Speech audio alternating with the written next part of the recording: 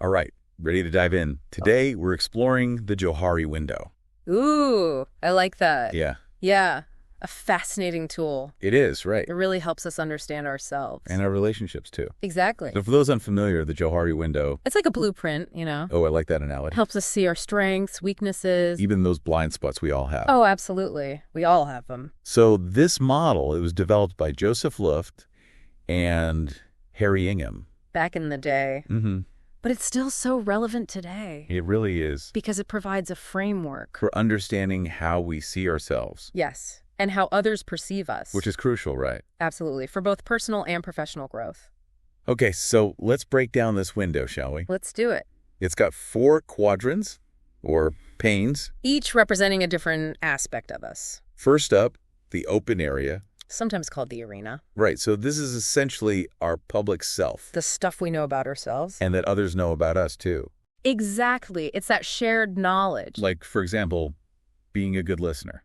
If that's a skill you're known for, boom, open area. And the bigger this area, The better the communication. because there's more transparency. And trust, too. Makes sense. Because everyone's on the same page. Now, things get a bit trickier with the next quadrant. Ah, yes, the blind spot. I think we all have a few lurking around. Oh, most definitely. This is where others see things in us. That we're completely unaware of. Maybe it's a habit we have. Like interrupting people. Or, I don't know, always being late. Could be anything. And these blind spots, they can really hinder us. Oh, absolutely. In our interactions with others. It's like having spinach in your teeth. And no one tells you. You're going about your day totally oblivious. But it's impacting how people see you. So, how do we shrink this blind spot? Feedback is key. We need others to point these things out To shine a light on them, so to speak. because we can't see them ourselves. Exactly. That's why seeking feedback is so important. From trusted friends, colleagues, mentors, People who will be honest with us. but in a constructive way. Right, because we want to grow from it. Okay, so we've talked about the open area and the blind spot. 2 down, 2 to go. Next up is the hidden area. Sometimes called the facade. This is where things get interesting. This is the stuff we know about ourselves. But we choose to keep hidden from others. Could be past experience. But they're not ready to share. Insecurities, fears. Even secret dreams. Oh, absolutely. Those hidden aspirations. This area can be a bit of a minefield, right? It can be. Because it's about finding that balance Between protecting ourselves. and allowing ourselves to be vulnerable. Right, because vulnerability can be scary. It can be, But it can also be incredibly powerful. when done strategically. Exactly. That's the key. So what do you mean by being strategic? Well, it means choosing carefully. What to reveal, when to reveal it. And to whom. Because not everyone needs to know everything. Right. It's about trust and judgment. It's about understanding that sharing certain things, Can deepen relationships. but sharing too much. Can have the opposite effect. It's all about context, isn't it? It is reading the room. Understanding the dynamics of the relationship. Exactly. And now, for the grand finale, The unknown area. the most mysterious of them all. This is the uncharted territory of our personality. The stuff that neither we nor anyone else knows about us. Yet! Yes. Yet! This is where things get really exciting, right? It is. It's the land of untapped potential. Undiscovered talents, hidden passions. It's like a treasure chest waiting to be opened. But how do we even begin to explore this unknown territory? That's the big question, isn't it? It feels a bit daunting, you know, It can be. like venturing into a dark forest with no map. But that's also what makes it so thrilling. So how do we start? Embrace curiosity. Be open to new experiences. Step outside your comfort zone. Try new things. Challenge yourself. To see the world from a fresh perspective. And to see yourself in a new light. I like that. It's about embracing the unknown. And being willing to experiment a little. Exactly. That's where the magic happens. But sometimes it's hard to know where to even begin. I get that. Especially if we're feeling stuck in a rut. In those moments, self-reflection can be really helpful. Journaling, too. Yes. Writing down your thoughts and feelings. And don't be afraid to seek guidance. From mentors, coaches, therapists. People who can help us see things more clearly. And to uncover those hidden gems within us. So it's a mix of courage, curiosity, and a willingness to embrace the unknown. Absolutely. Those are the key ingredients. Okay, I'm sold. But why should our listeners care about this? Ah, the million-dollar question. What's in it for them? Well, the Johari window isn't just some abstract concept. There's real-world applications, That can significantly impact our lives. both personally and professionally. Imagine you're working on a team project, Been there, done that. and communication seems to be breaking down. Oh, the frustration. Right. So how can the Johari window help in that situation? Well, imagine if that team took some time. To do a Johari window exercise. Exactly. Each team member giving each other feedback. Focusing on both strengths and areas for improvement. This process can help reveal blind spots. And foster a better understanding of each other's communication styles. It's like giving everyone a map. To navigate each other's personalities. Precisely. And this leads to more empathy. More effective collaboration. And stronger relationships. It's all connected. It is. And it all starts with self-awareness. Which is the foundation for Yeah. any kind of personal development. Couldn't agree more. So, let's say someone is ready to dive into their own Johari window. Wonderful. Where should they begin? Well, I always recommend starting with self-reflection. That seems to be a recurring theme. It's essential. Take some quiet time to consider Your values, your goals. things that bring you joy. Ask yourself, what are my strengths? What do I struggle with? What are my passions? It's about getting to know yourself better. Journaling can be really helpful for this, right? It can be. Just getting those thoughts and feelings down on paper. It helps to process them. And to see them more clearly. But remember, self-reflection is just one piece of the puzzle. To truly unlock the power of the Johari window. We need to seek external feedback. From others who know us well. But asking for feedback can be scary. I hear you. It can feel vulnerable. It can. Any tips for approaching those conversations? Choose wisely. Opt for people you trust. People who will be honest but kind. And supportive, too. People who want to see you succeed. Exactly. And when you ask for feedback, Be specific. Don't just say, tell me what you think of me. instead, frame your questions around particular areas. Like, what are some things I do well in meetings? Or do you notice any communication habits I have that might be holding me back? That makes it less overwhelming, I think. It does, for both the giver and the receiver of feedback. But we also need to be open to whatever feedback we receive. Even if it's not what we want to hear. That's where the growth happens, right? Absolutely. It's about stepping outside our comfort zones. And being willing to see ourselves through different lenses. Because those blind spots can be tricky. They can. So we need all the help we can get. Remember, feedback is a gift. Even when it's challenging. It helps us grow. And to become more self-aware. Which is the foundation for everything else. So I've done the self-reflection. I've gathered some brave feedback. Now what? Now you create an action plan. Okay, so I'm looking at this feedback. And you identify 1 or 2 areas you want to focus on. Maybe it's becoming a better listener. Or working on your assertiveness skills. Whatever it is, I break it down into small, achievable steps. Exactly. Small steps lead to big changes. So instead of saying, I want to be more confident, You set a specific goal. like, I'm going to contribute at least one idea during each brainstorming session this week. Perfect. Now you're talking. Because personal growth is an ongoing journey. It's not about reaching some perfect destination. It's about constantly learning, evolving, becoming the best version of ourselves. And the Johari window is a valuable tool for that journey, It's like a compass. guiding us towards greater self-awareness. And more fulfilling relationships. What's fascinating is that as you continue working with the Johari window, What happens? you'll likely notice that the size of your open area expands. While your blind spot and hidden area shrink. It's a visual representation of your personal growth. So the more self-aware we become, The less we have to hide. and the fewer blind spots we have to trip over. It's like clearing a path for success and deeper connections. And here's the really remarkable part. Tell me. As we become more comfortable receiving feedback, And sharing aspects of ourselves. we create a safe space for others to do the same, It's a ripple effect of self-awareness. creating a more open and authentic environment for everyone. That's beautifully said. This has been an eye-opening deep dive already. I'm glad to hear it. I feel like I have a whole new perspective on self-awareness. And its impact on our relationships. The powerful stuff. It is. And remember, the Johari window is a tool we can keep coming back to.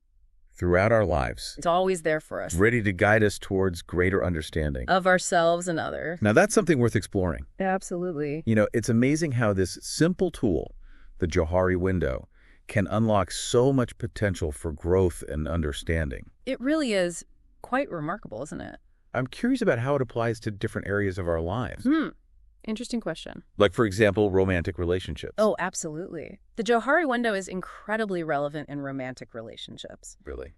Think about it. Intimacy and trust are built upon open communication. And a willingness to be vulnerable. Exactly. And that's where the Johari window comes in. So using the Johari window in a romantic relationship would involve deeper levels of sharing. Precisely. Couples can use it to explore their individual needs. Their communication styles. Even past experiences that might be impacting their current dynamics. So it's not just about surface level stuff. Not at all. It's about going deeper, revealing those parts of ourselves that we might be hesitant to share. Even with someone we love. Exactly. And that's where strategic vulnerability comes out. Strategic vulnerability. It's about choosing to share those more sensitive aspects of ourselves. But in a way that feels safe and trusting. Precisely. It's about creating that safe space. I can see how that could be tricky. It can be, but it's so worth it. So how can couples create that safe space for vulnerability? It starts with establishing a foundation of trust and respect. Active listening is key. Validating each other's feelings. Avoiding judgment or criticism. It's about creating an environment where both partners feel comfortable being open and honest. Without fear of rejection or ridicule. Precisely. And as that trust deepens, the open area expands. Allowing for greater intimacy and connection. Beautiful, isn't it? Two individuals becoming more and more transparent with each other. It's a beautiful image, for sure. But it's also important to acknowledge that not everything needs to be shared. Right. The hidden area still serves a purpose. Yeah. Even in a romantic relationship. Absolutely. It allows us to maintain a sense of individuality and privacy. Which is healthy, right? Absolutely. We don't have to reveal every thought, feeling, or past experience. To maintain a strong connection. It's about finding that balance between openness and boundaries. Makes sense. And the Johari window is dynamic, right? Mm-hmm. What's hidden at one point might become open later. Precisely. As trust and intimacy deepen, things can shift. It's a process of ongoing growth and discovery. Exactly. It's a journey, not a destination. I like that. But what about the blind spot in romantic relationships?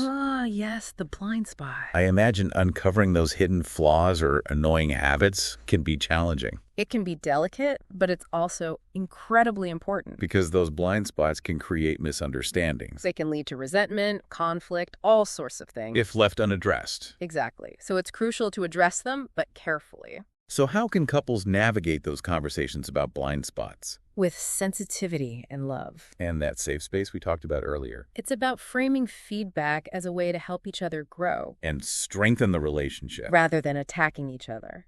So instead of saying, you always leave your dirty socks on the floor. You could say, it would really help me if we could work together to keep the house tidier. Focus on the behavior, not the person. Precisely. It's all about the approach. It's about coming from a place of love and understanding. Exactly. And a desire to help each other be the best versions of ourselves. Now, what about the unknown area in romantic relationships? That sounds exciting. It can be. Think of it as a shared adventure of discovering new things about each other. Even after years of being together. It's about keeping that spark of curiosity alive. Always being open to the possibility that there's more to learn and explore. Both within each other and as a couple. So it's about trying new things together, having new experiences. Exactly. Maybe it's a new hobby, a trip to a new place, or simply having deeper conversations about your hopes and dreams.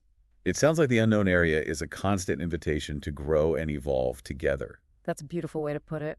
So we've explored the Johari window in romantic relationships. And I think it highlights how crucial self-awareness and open communication are. But what about its applications in the workplace? Oh, the Johari window is a goldmine for the workplace. Really?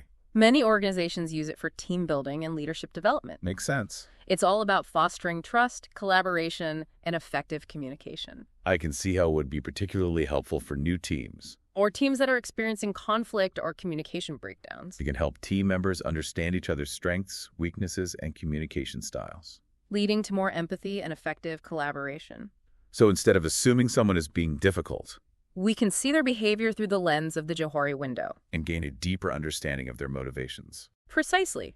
It's a more nuanced and compassionate approach to teamwork. And feedback plays a crucial role in this process, right? Absolutely. Encouraging open and constructive feedback can help teams identify and address blind spots. And foster a more supportive and productive work environment. But receiving feedback from colleagues can be a bit trickier than receiving feedback from friends or family, right? It can be. That's why it's important to establish clear guidelines and expectations around feedback. And to frame it as a tool for growth and improvement. not as a personal attack. So focus on specific behaviors and their impact on the team's goals. Exactly. Avoid making it personal or judgmental. And remember, receiving feedback is just as important as giving it. It's a two-way street. Being open to hearing other people's perspectives, even if they're tough to hear, It's crucial for growth. both personally and professionally. So it seems that open and respectful communication is key to leveraging the Johari window effectively in the workplace. I'm seeing a pattern here. What's that? It's all about communication. You got it. When teams trust each other and feel safe to be vulnerable, they can unlock their full potential. And achieve amazing things. It's true, and when that happens, everyone benefits. Individuals feel more valued, teams become more cohesive, and the entire organization thrives. It's a win-win for everyone. So the Johari window isn't just about individual self-awareness. It's also about fostering a shared understanding within teams and organizations. And a culture of empathy. I like that, a culture of empathy. It sounds like a great place to work. It is, but I think it's important to also acknowledge the potential downsides of using the Johari window. Oh, are there any? Well, like any tool, it can be misused. In what way? For example, feedback, if not delivered constructively, can be hurtful or damaging. That makes sense. It's crucial to ensure that feedback is given with empathy and a genuine desire to help the other person grow. So the intention behind the feedback matters. It matters a lot, and it's important to remember that the Johari window is just a tool, It's not about labeling people. or boxing them into rigid categories. So it's not about saying you're a blind spot person. Right. It's about recognizing that we all have different aspects to our personalities. And the Johari window helps us understand those nuances better. Exactly. It's about fostering understanding, not creating divisions. And respecting people's boundaries too, right? Absolutely. Not everyone is comfortable sharing personal information, even in a supposedly safe space. Consent and confidentiality are paramount. Couldn't agree more. It's important to make it clear that participation is voluntary and that any information shared will be treated with respect. So while the Johari window can be incredibly powerful, It's important to use it ethically and responsibly. always considering the well-being of others. Exactly. It's about approaching this process with sensitivity, respect, and a genuine desire to create a more open, honest, and compassionate environment for everyone. Well said. This has been such an illuminating discussion about the Johari window. I'm glad you found it helpful. We've covered so much ground, from the basic principles to its applications in different areas of life. And we've even touched upon some important ethical considerations. We've got a deep dive, for sure. I'm glad we could dive in together. It's incredible how this simple tool, this Johari window, can offer so much insight, Right. It's really amazing. into our interactions and relationships. It really is. As we wrap up our deep dive today, Mm. I'm wondering what practical steps Yeah. our listeners can take to start applying these concepts to their own lives. Well, the beauty of the Johari window is its practicality. Yeah. It's not just a theoretical model. It offers concrete steps for growth, Okay, love that. both personal and interpersonal growth. So where should someone begin? Like if they actually want to start using the Johari window, how would they go about it? Well, I think the most crucial first step is self-reflection. Just take some time to honestly assess your strengths, your weaknesses, and any areas where you might have blind spots. I was going to say journaling can be a helpful tool for this. Oh, absolutely. To kind of get those thoughts and feelings down on paper. Yeah, writing can be super powerful for processing our inner world. Yeah. Just ask yourself questions like, what am I good at? What do I struggle with? What feedback have I received from others that I might need to pay attention to? That's good. Yeah, it's like taking inventory of our internal landscape, acknowledging both the bright spots and the areas that might need a little more attention. Love that analogy. And then once you've done some introspection, the next step is to seek feedback from others. Right. And that can be daunting, It can be, but it's also incredibly valuable. Any advice for how to approach those conversations? Yeah, choose people you trust. Yeah. Who, will be honest, but also kind and supportive. So not that friend who's going to sugarcoat everything. Right, exactly. You want someone who's going to give you the real deal, but in a way that's helpful and constructive. That makes sense. Yeah, and frame your questions specifically, focusing on areas where you'd like to gain insights. So instead of saying, what do you think of me? I should be more specific, like, how do you perceive my communication style in meetings? Yeah, exactly. That's a great example. Okay, cool. Yeah, being specific makes it easier for others to provide helpful feedback. and for you to receive it. And then the most important part, be open to hearing what they have to say. Yes. Even if it's not what you want to hear. Right, because that's where the real growth happens, right? Absolutely. It's about stepping outside of our comfort zones and seeing ourselves through those different lenses. Exactly. Because, as we've talked about, those blind spots can be tricky. They can be. And feedback, even when it's challenging, is a gift. Yeah. It helps us shrink those blind spots and expand our self-awareness. So we've talked about self-reflection. We've talked about seeking feedback. Now what? What's the next step in putting the Johari window into action? Well, the key is to actually take action. Okay. Based on the insights you've gained. So, identify 1 or 2 areas where you want to focus your growth efforts. Okay, so let's say, for example, someone realizes through feedback that they interrupt others during conversations. A common one. What would be a practical step they could take? Well, they could set a goal to practice active listening, really focusing on hearing and understanding what others are saying before jumping in with their own thoughts.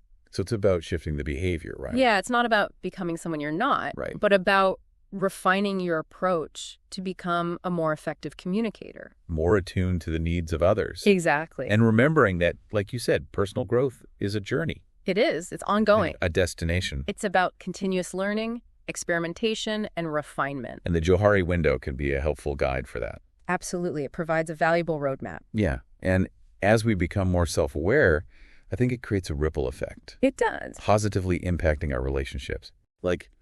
If I'm more self-aware, I think it can make me a better friend, a better partner, a better colleague. Absolutely. You become more empathetic, more understanding. Yeah. Less likely to misinterpret others' intentions or take things personally. Yeah, it's like creating a more compassionate environment both for myself and for those around me. Exactly. And as we become more comfortable sharing aspects of ourselves, we create a space for others to do the same, which leads to deeper connections, more authentic relationships.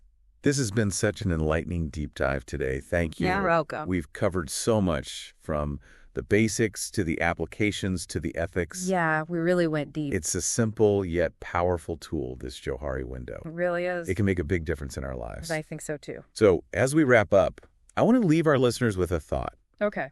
Imagine the possibilities if you could shrink your blind spot and expand your open area. Ooh, I like that. What might you discover? About yourself. And the world around you. It's an invitation to explore and grow. Thanks for joining us on this deep dive. My pleasure. Always a great conversation.